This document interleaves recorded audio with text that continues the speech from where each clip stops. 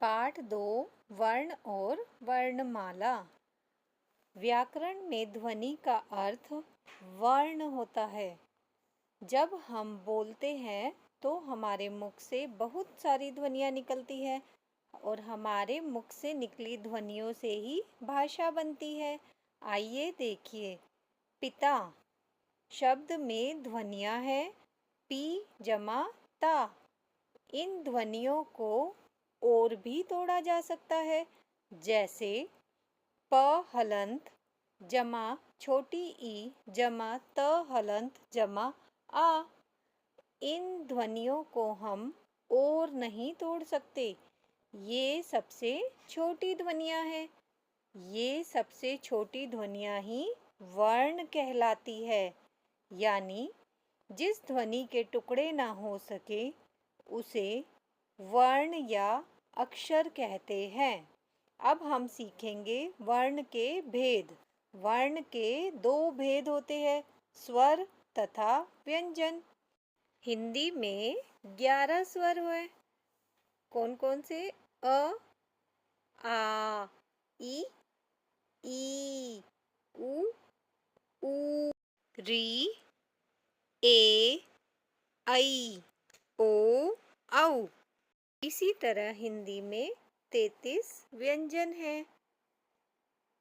क, ख, ग, घ, अंग, च, छ, ज, झ, ञ, ट, ठ, ड, ढ, ण, त, थ, द, ध, न,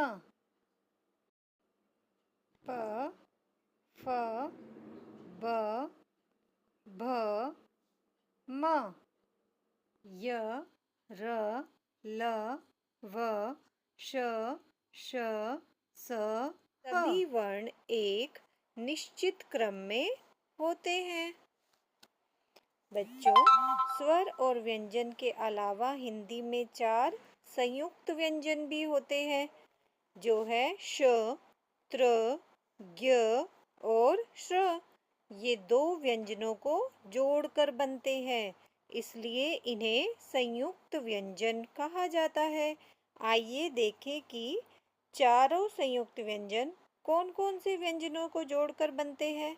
श, क हलंत जमा श हलंत जमा अ। त्र, त हलंत जमा र हलंत जमा अ। ज्ञ, ज हलंत जमा य हलंत जमा अ। श्र, श हलंत जमा र हलंत जमा अ। हिंदी भाषा में ड, ध, ज, फ इन वर्णों का भी प्रयोग होता है। ये वर्ण ड, ढ, ज, फ के नीचे बिंदी लगाकर बनाए जाते हैं।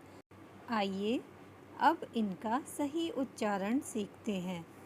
ड, डमरू पकड़। ध, ढोलक पढ़। ज, जल जमीन। फ, फल फसल। आइए अब अंग तथा अह के विषय में जानते हैं। अंग और अह यानी अनुस्वार और विसर्ग, ये भी हिंदी वर्णमाला के अंग हैं। ये दोनों स्वरों के ठीक बाद में आते हैं। इन्हें अयोगवाह कहते हैं, क्योंकि ये न तो स्वर है और न ही व्यंजन। अंग का उच्चारण नाक से किया जाता है। किससे किया जाता है अंग का उच्चारण? नाक से। अनुस्वार वाले शब्द हैं पतंग, बंदर, झंडा और बंदूक। पतंग, बंदर, झंडा और बंदूक। अह यानी विसर्ग, इनका चिन्ह विसर्ग होता है। यह चिन्ह अक्षर के बाद में लगाया जाता है। इसे बोलते समय ह जैसी आवाज़ आती है। जैसे प्रातः नमः, प्रातः नमः। तो ये है वर्ण एवं वर्णमाला।